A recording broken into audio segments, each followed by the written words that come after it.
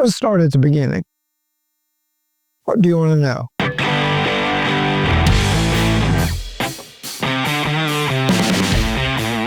These are not some stories we want to tell. Todd is the smartest man I've ever met. Thank you.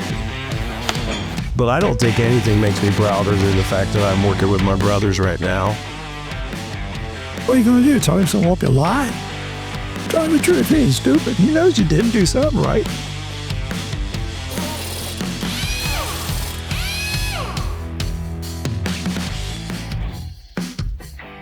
When I was 14, then my dad gave me a building to work in, lawnmowers, go-karts, old scooters, and I did that. Neighbors and anybody in school that were with me, when you're 14, you could get a scooter license. So I was working on those people's stuff, those guys. I had been working in my dad's machine shop for, 5 years or more. And what's that time he had a serious health problem, went in the hospital with a nervous breakdown. And I didn't have a job anymore. So I went around town and found the job at Steel Products. I worked there for 4 years on first shift, and then they asked me to go on as a lead man on the second shift, which I did. Back then I was making $3.50 an hour, and when I went on the second shift as a lead man, I made $7 an hour with the night bonus. That was a lot of money. 72, I quit working at Steel Products. Built the first 3 bays, borrowed some money. Wasn't enough. Got the block building up. Didn't have a roof on it yet. So, I now borrowed some more money. Now I'm in debt. So, I worked 7:30 to 10 o'clock at night for quite a few years. So I could pay that off. And then I built on another bay, what we called the high bay. And then some years later, we built on the other side there. Let's get rolling.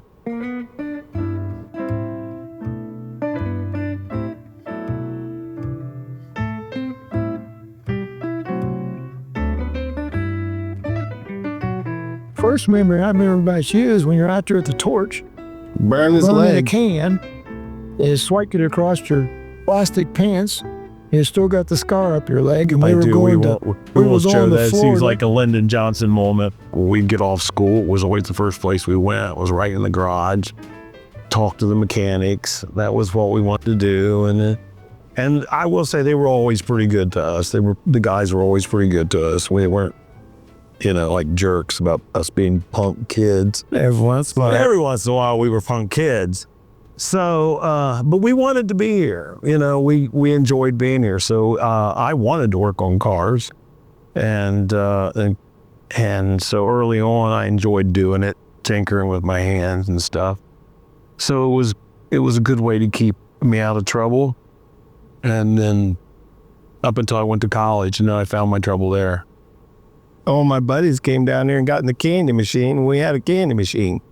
It was great. Come on down. We got candy this weekend. We had a pop machine. And that one, yeah. Everybody seemed like they didn't get their can out. They put their money in, but they didn't get anything. So I pulled a little trick. I just took all the money out of the change in there.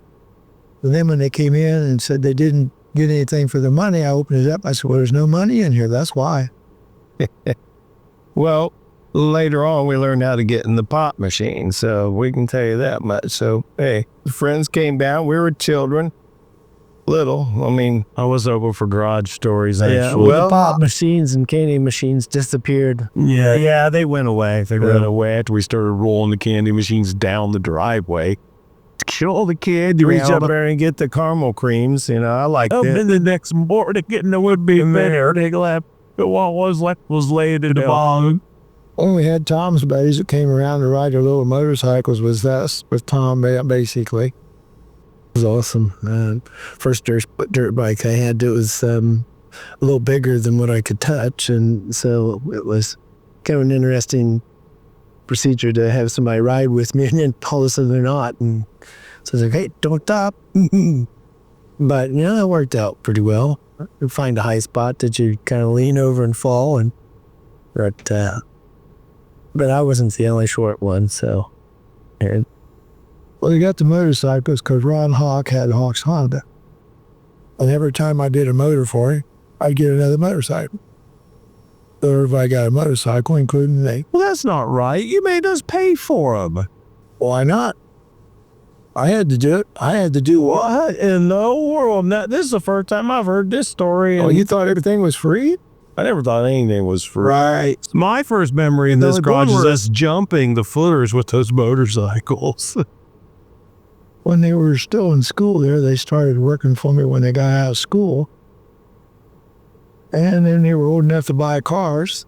So they worked for the money to buy their own cars. And they did. Of course, he's not mentioning the fact that when he's talking about we came home and worked after school No, in they worked after fourth school. grade. Oh, When we were 12 and 11. they came home and that's the way it worked. His friends used to say, tuned by Todd and Tony.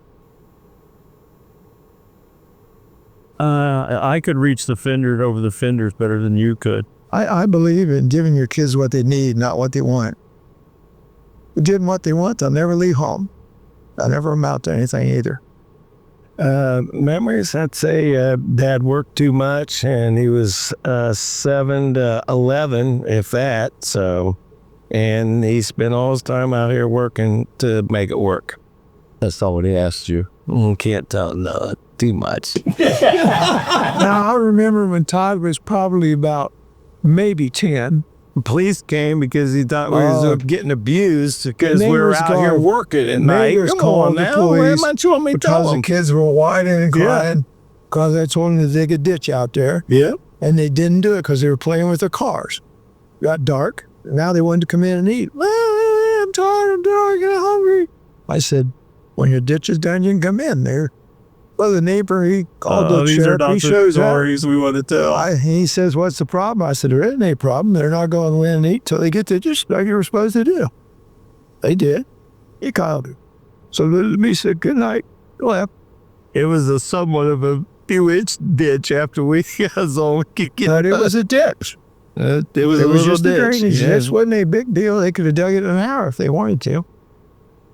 Remember when they'd come in and ask for Roger? They'd say, "Hey, I'm buddy with Roger. We're old friends. We're old friends." And we had a Roger working here.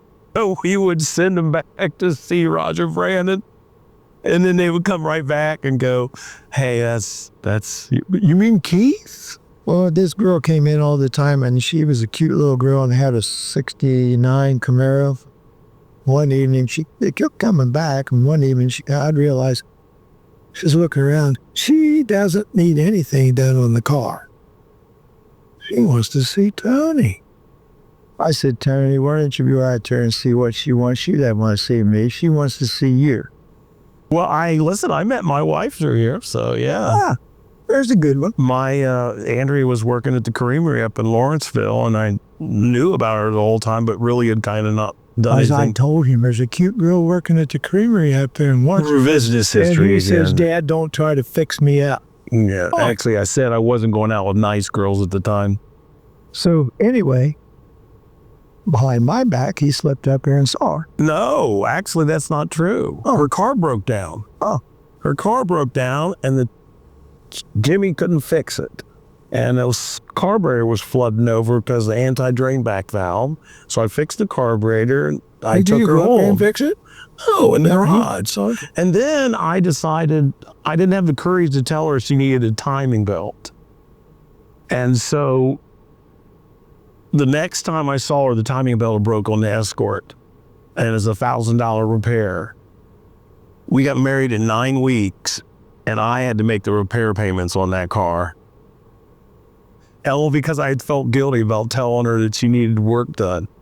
And so now I don't feel guilty about telling anybody if they need work done because I can't afford to be married anymore.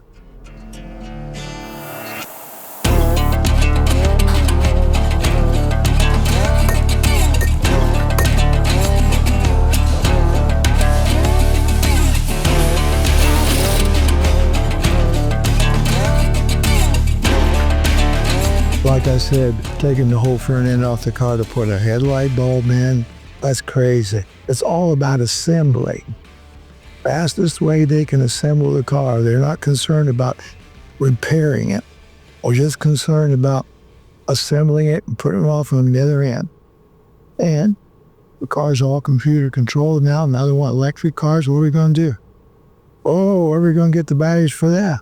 We started noticing a few, probably 10 years ago when it came to work inside the dash, that they 25, 30 years ago, for example, if you wanted to put a heater core in, the engineers manufactured a way into you replacing that heater core without disassembling the entire car.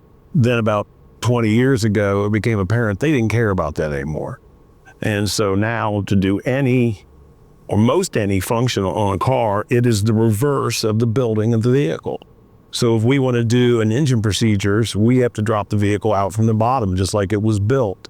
We want to do heater core replacements, the whole dash has to come apart just like it was built. We're lucky that because of our size, it allows us to be able to invest Here in the equipment. in equipment that allows us to go into the future. So that was why about 8 years ago, we started doing tires and alignments. And it's why one of the things we're looking at right now is ADAS equipment, which is reprogramming of the automatic driving assistance systems that we can't do. We already do all the programming of cars here now. But yeah, there's a reason that we have 2 shops and 16 employees, and it's because we want to be able to afford the technology. Our dad was the first person in Clark County to have an oscilloscope, which is with that big machine, and you could do cylinder kills on it. And I was like, You this hook it up, is they tell you. so cool. I was like, this is what technology is supposed to be about. It made my job easier. And he has always embraced it. And so we've made an initial investment every year to be able to continue to stay up, because if we don't for 1 year, it's almost hard to get back into it, because we basically pay monthly at this point.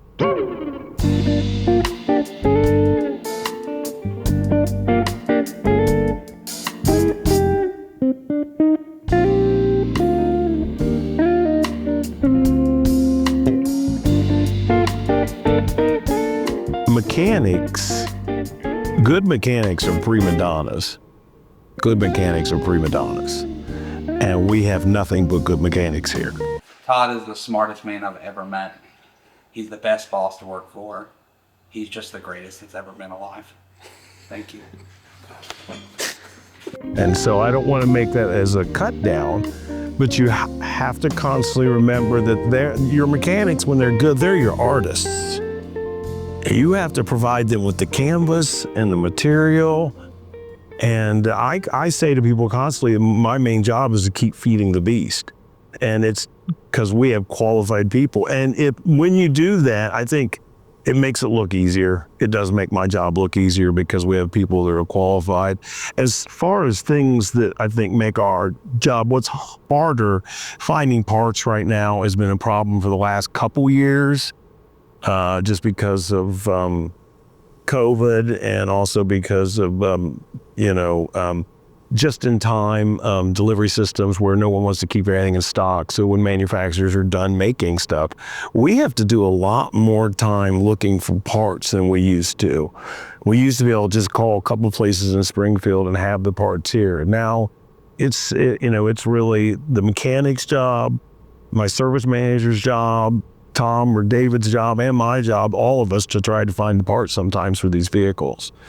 The other thing I think is it's to schedule and line up all these cars requires a certain amount of knowledge. You almost have to diagnose every car in the parking lot before it gets put on a list, because you have to know some idea of what's going to go on with the cars.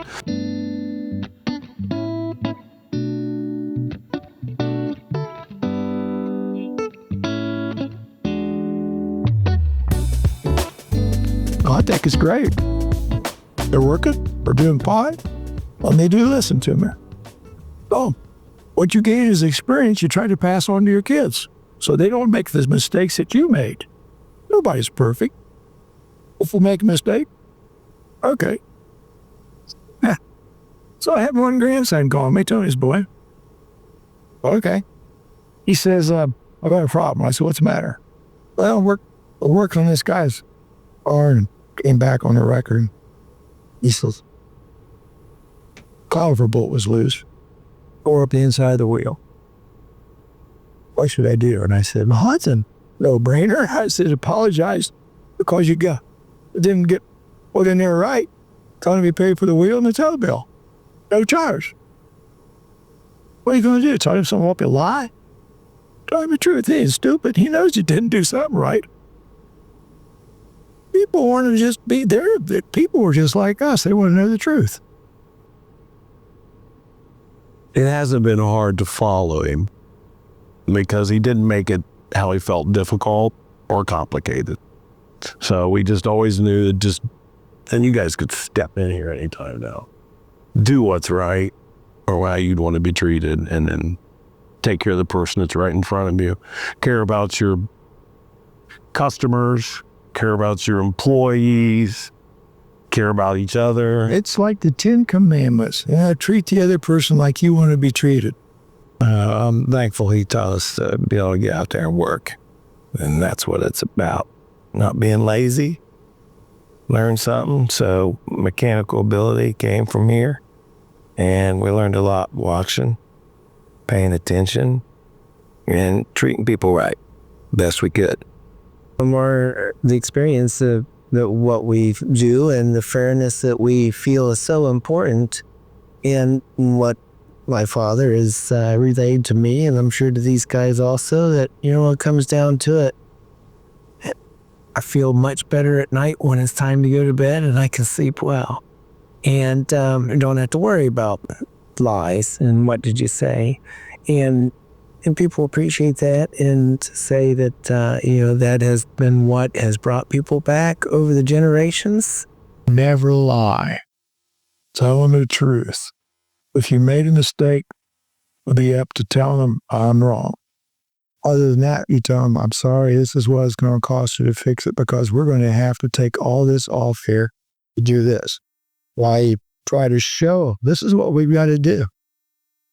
This is not going to be real easy. We don't have a dad that doesn't tell us he loves us. We have a dad that tells us he loves us. And he definitely worked long hours when we were young. When I first got married to Andrea, I was working 8 to 10. And she called him and said, did you like him to stay married to me? So he cut my hours 8 to 8. But I think we liked working here together. I mean, Dad and I've definitely had our shares of fights. Tony and I have, Tommy and I have a scar on my hand where Tommy and I. But I don't think anything makes me prouder than the fact that I'm working with my brothers right now. I don't think any of us even thought that would ever be possible. Did you? No. No. And no. Did you? I was planning on being a rock star. He's honest. How'd that work out for you? Here I am. And I got this guy. On the cover of the Rolling Stones, going to get my picture on the cover. Going to buy 5 copies for my mother.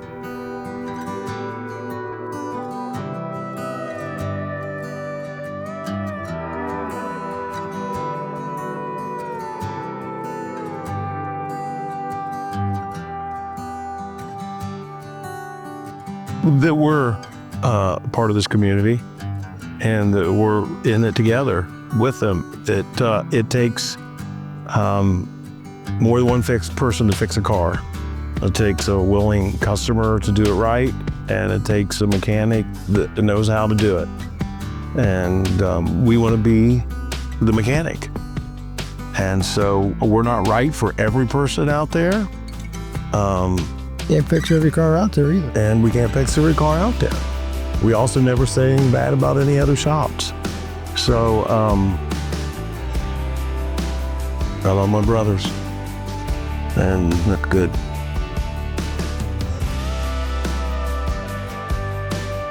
I'll give you a hug. Other than that, I'm out of here.